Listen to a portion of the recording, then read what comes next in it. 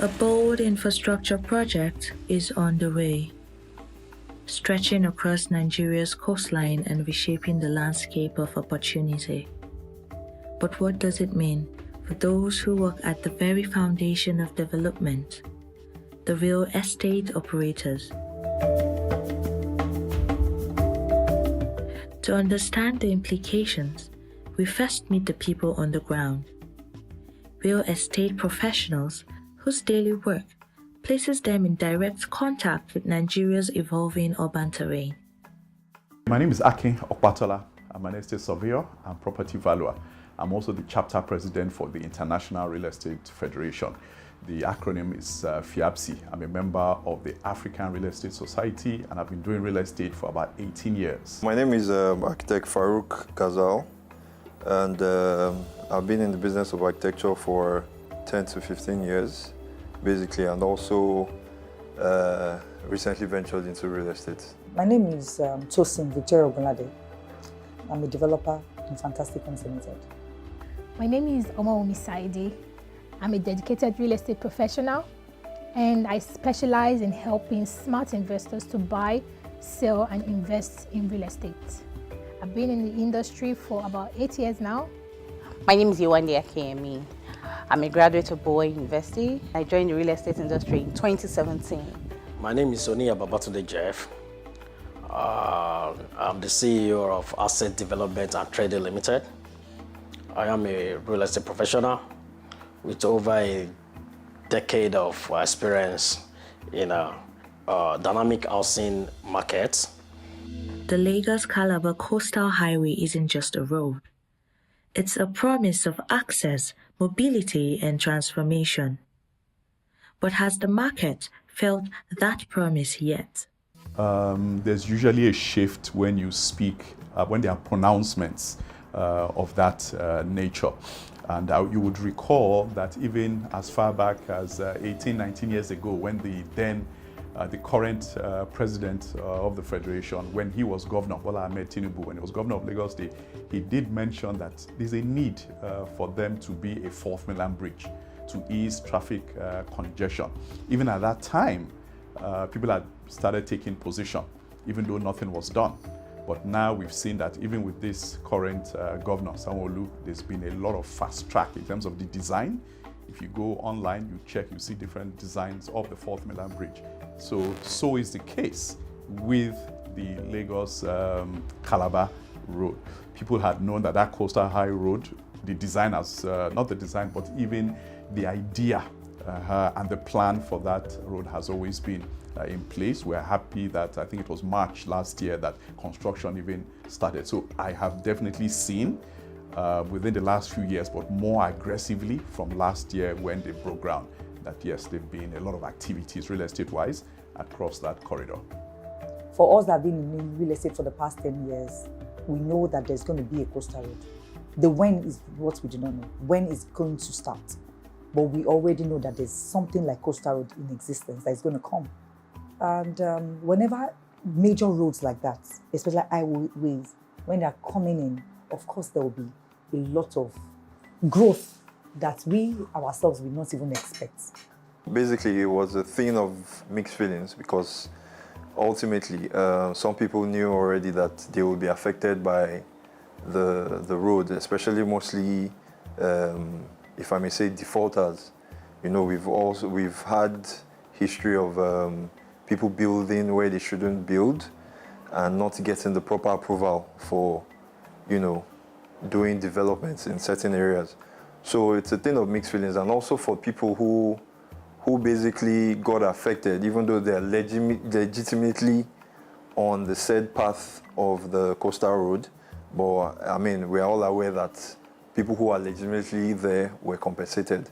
If you go back there now, especially along the route of where we have the coastal road, going forward, we have noticed a sharp increase in the cost of, properties along that route. So, yeah, I would say it's a thing of mixed feelings, basically.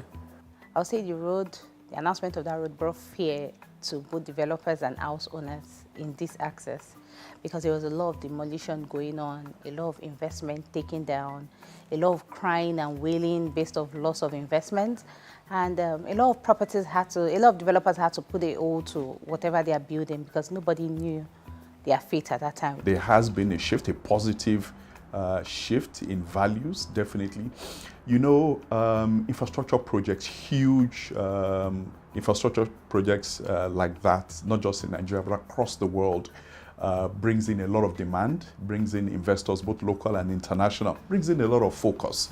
And where there's demand, you know, the law of economics, yes, prices too will also begin to go up. You know, the Lagos-Calabar road is about 700 kilometers and it traverses about 9 states. I can speak confidently from the Lagos axis between what we have in the Oniru axis via Amadu Bello all the way towards the free trade zone Ekpe axis. At those two ends, and I believe that will be the first phase, that will be about 60 kilometers between the Lagos and the free trade zone axis. There've been a lot of activity, positive correlation. I don't want to put a finger to it, but I can tell you that it's been significant. A lot of people trying to position themselves, and there's something called improvement value for the mere fact that your investment overlooks the bridge. There's some additional correlation in value that property owners and investors will always receive across the path of that road. Where infrastructure goes, investment often follows. We explore the economic possibilities opening up across the corridor, from new communities to commercial expansions.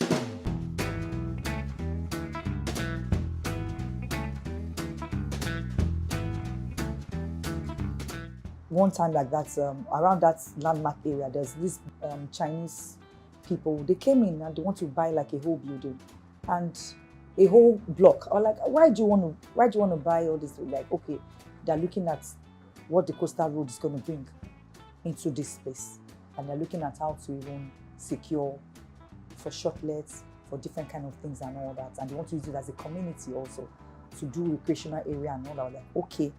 But then at that point, that project was sold out. There was no way.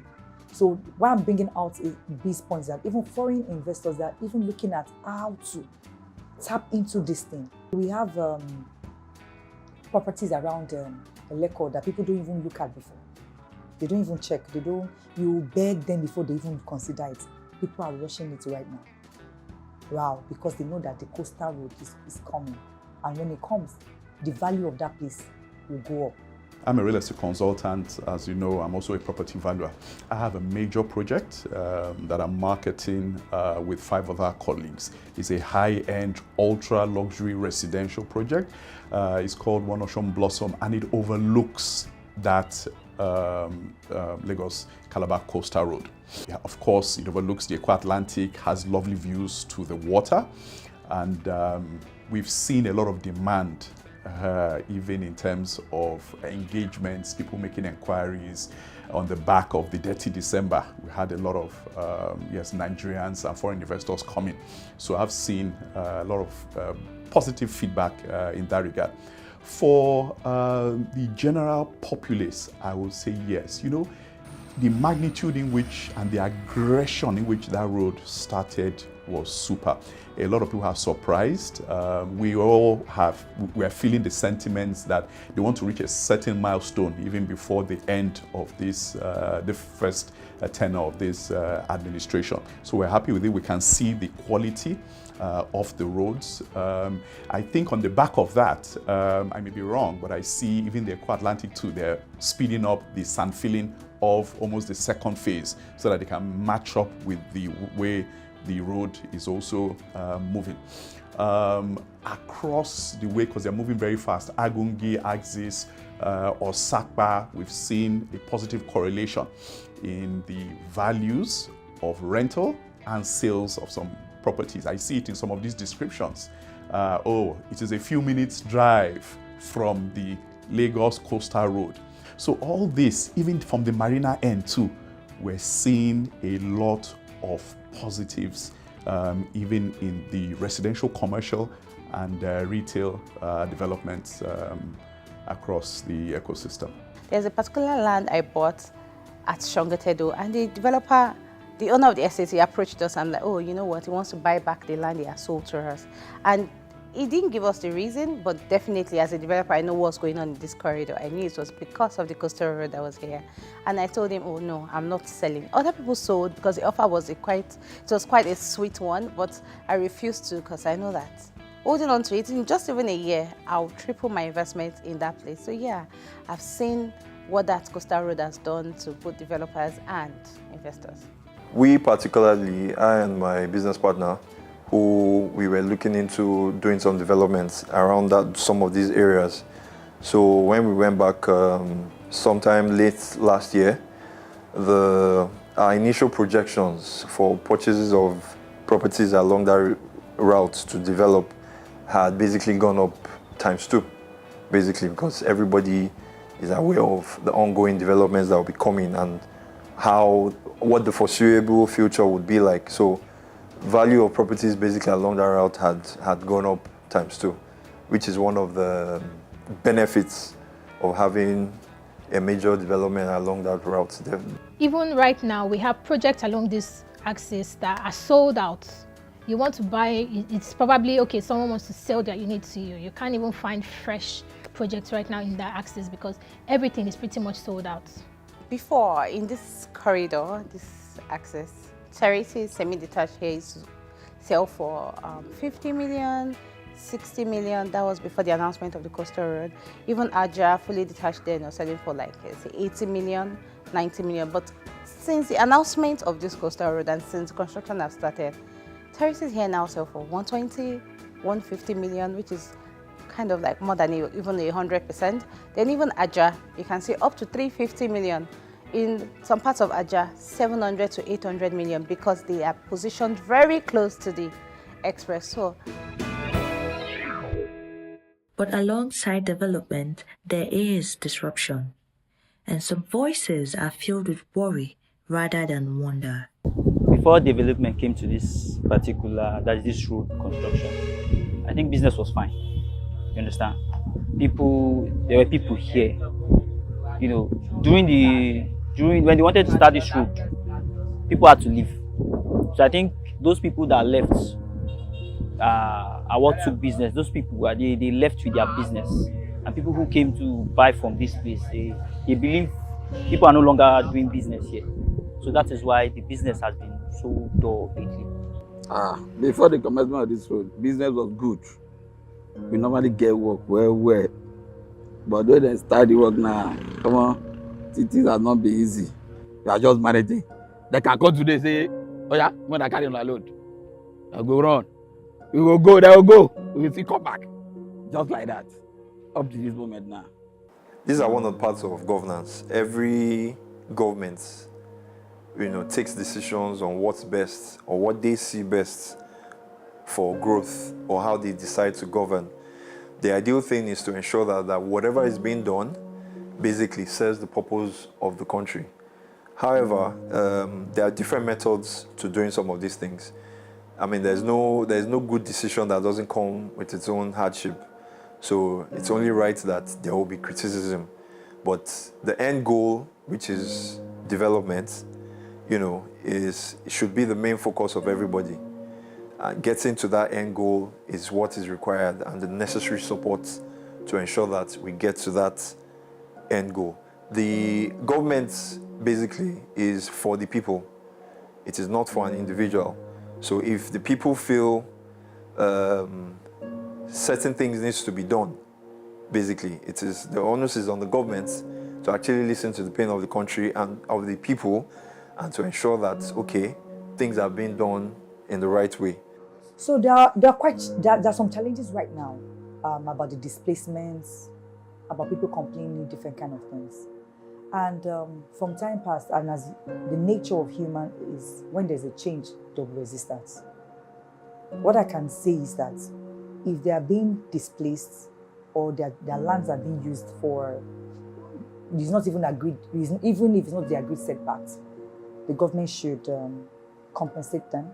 And people are complaining about government encroaching on their own setbacks that they have already on their own lands. So I think the government should look into that also, in as much as we want the growth and we want this road to work. We don't want too much disgruntled people. If they are disgruntled, they should be compensated. While the Lagos-Calabar Coastal Highway is a project with immense benefits to the people, I think the government should also factor in the property owners who have been displaced one way or the other. I feel like the government should help them in providing clear and transparent settlement support to them, engaging with them, and providing them with financial support where applicable, so that we have a balanced situation for our development. The federal government has come up with an ambitious plan to transform the country economy-wise into a $1 trillion economy. Big ideas, lofty ideas must also come with lofty, achievable plans. I think this Coastal Highway project is one of those amazing infrastructural projects, and it sends a good feedback to our foreign investors and counterparts. I understand the entire project will take about 8 years and will cost close to 13 to 14 billion US. So it's amazing. Those are the new thinking concepts that we need to put in place when you want to transform and grow your economy just like the way we need to. So I think that a lot of people will benefit. And as you mentioned, even the hospitality also to Airbnb, usually and across the world. We've seen it in the Sheikh Zayed Road in Dubai. There's a major development across the coastal area in Miami also, where you see a coastal road with huge developments. There's always positivity economy-wise. And I know that Nigeria will not be any different. There will be a lot of positives. Yes, we know usually projects of this size, there are always some sentiments and negative feedback in terms of the transparency. How was the contract awarded? And things like that. Did you follow due process? Of course, I understand those type of conversations, even in terms of the number of buildings, private people. I know a lot of clients that their buildings were demolished to make room for the widening of the road. I feel very bad and very pained, but it's unfortunate. But you know, sometimes too, the bigger picture will always have to take preeminence. Well, I don't have anybody who was negatively impacted, but I mean, I've been able to read from especially foreign investors who had invested in some of these properties a long time ago, and I would believe with necessary due diligence, whoever is affected and who has always had the right to be there, I hear that some people have been compensated for that purpose, except, I mean, for those who probably didn't have the right to be there in the first place. But generally, I think the government has done what's necessary in compensating those who are affected. And we are also well aware of how the roads have been diverted to avoid certain areas, which was part of the initial plan. Development is more than design. It's also about dialogue and trust. So, you know, in some other parts of the world, when you want to do huge infrastructure projects like this, you carry everybody along. You even you do what you call impact assessment for the entire neighborhood. You get your team of professionals together and you look at adequate and fair compensation. But here we are. I believe that they can still call another session, get people together and see how people can be adequately compensated, and not just with financial. Some people, even with that money, they cannot get that key choice location any longer, especially those ones that are fronting the road directly. There are very few of those plots that are still available. So you will have your cash, and looking at inflation, what would you be able to do with it? So in terms of policy, and in case we have projects like this, it's always good to give a very long gestation period for those engagements and bring the right professionals in to converse and pay adequate and fair compensation across board. 10 years from now, what will this corridor look like? Will it be the next real estate frontier or a missed opportunity? You cannot even imagine what will come up in the next 5 to 10 years. If all these things are in place, you cannot even imagine. People will come. Foreign investors will come. In the next 5 to 10 years, this access is going to be something that we all will be happy to see. A couple of years back, Ekpe was, was just another city with no development, and people don't want to go there. But when the former governor of Lagos State, His Excellency Akim Abode, opened up Ekpe, fixed the road, Ekpe is the hot cake now in Lagos State. People are migrating to Ekpe because of the road network and government present infrastructure that is there. So you see this coastal road, before the completion of this coastal road, you will see how people will be migrating to that place to create another city. For real estate, one of the major determinants for growth in real estate is basically infrastructure. The coastal road is a major infrastructure, and wherever you have good infrastructure, especially roads, you are definitely going to have growth. And it's not just in the real estate industry. You would also have commercial developments also that will go on. For example, you can have big companies come and set up industrial, developments along the same corridor, because with the infrastructure, the road infrastructure, whatever commodity that is being produced can easily be moved from town A to town B without so much hindrance. If you look at Lekki-Ekpe Expressway too, when that expressway opened up, see what it did to Ekpe, it's like it transformed the whole of Ekpe. So now this place that is opening up, a lot of places that were like closed up before, even as far as Ibrahim Adesoya, Ogombo, all of that, is opening up all that access. We even have like a foreign school there now that just opened up because people are no longer scared of all the location. We can see the advantage that this coastal road have brought, and proximity is not even an issue anymore. So yes, it's going to open up most of all these abandoned, or should I say overlooked, areas in this axis before, like inside Ikota, inside Aja or Gombo, and the rest. As the coastline shifts and roads rise, what hopes remain for the communities watching from their front doors?